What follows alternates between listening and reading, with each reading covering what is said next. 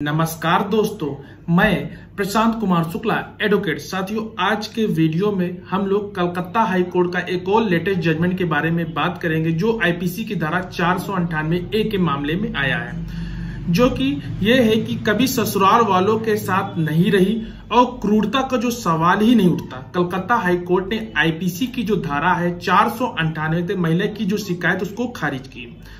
एक महिला ने अपने ससुराल वालों के खिलाफ दायर घरेलू हिंसा की शिकायत दर्ज कराई थी।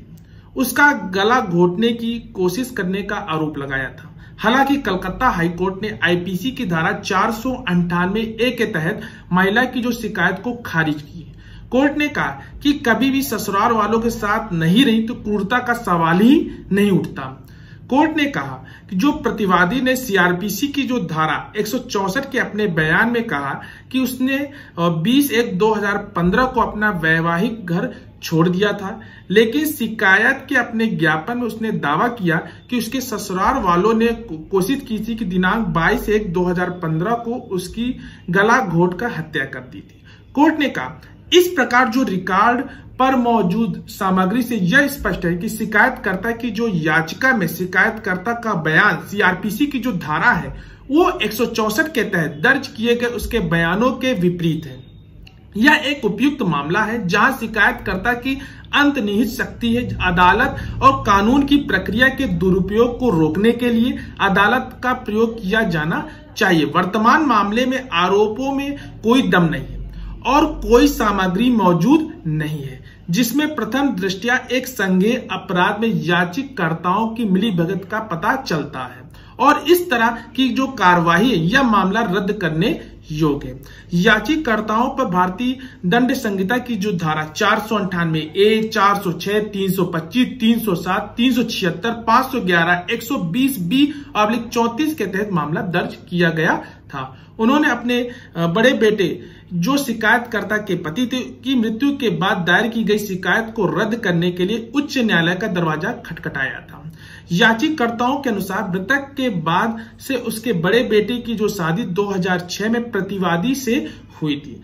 तब से वे बर्नपुर जो आसन हो सोल किराए में एक मकान में अलग रहने लगे। इस प्रकार याचिकाकर्ताओं के अनुसार शादी के बाद प्रतिवादी यानी कि जो कि शिकायतकर्ता और उनका बड़ा बेटा कभी भी उनके साथ नहीं रहे। याचिकाकर्ताओं ने कहा कि उनके जो बेटे की मौत आत्महत्या से हुई है और उस समय वह प्रतिवादी के साथ रह रहा था। याचिकाकर्ताओं ने आगे कहा कि उसके साथ कोई संपर्क किए बिना प्रतिवादी ने पुलिस में शिकायत दर्ज की।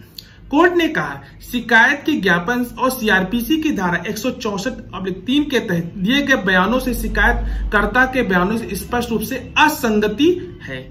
पीठ ने कहा कि जो धारा 164 सीआरपीसी के तहत शिकायतकर्ता के बयान से सहित जो रिकॉर्ड पर सामग्री स्पष्ट रूप से जो दर्शाती है कि विपरीत पक्ष यानी कि पत्नी कभी भी याचिकाकर्ताओं के साथ नहीं रहती थी और इस प्रकार जो आईपीसी की धारा 498 के तहत जो परिभाषित जिसमें निर्धारित क्रूरता के साथ होने का सवाल ही नहीं उठता, उक्त अपराध को घटित करने के लिए आवश्यक सामग्री वर्तमान मामले में मौजूद ही नहीं है। इस प्रकार यह देखा गया कि केस डायरी और चार्जशीट की जो सामग्री जो प्रथम दृष्टया अभियुक्तों यानी कि याचिकाकर्ताओं के खिलाफ संज्ञेय अपराध का मामला ही नहीं बनती जैसा कि आरोप लगाया गया था। अभियुक्त और याचिकाकर्ताओं यानी कि खिलाफ जो कार्यवाही करने के लिए कोई सामग्री नहीं है। पीठ ने कहा जो प्रकाश सिंह बादल बनाम पंजाब जो कि बहुत ही इंपॉर्टेंट के जो मामले पर भरोसा किया और दोहराया कि यह देखना होगा कि प्रतिवादी द्वारा लगाए गए आरोपों में दम है या नहीं।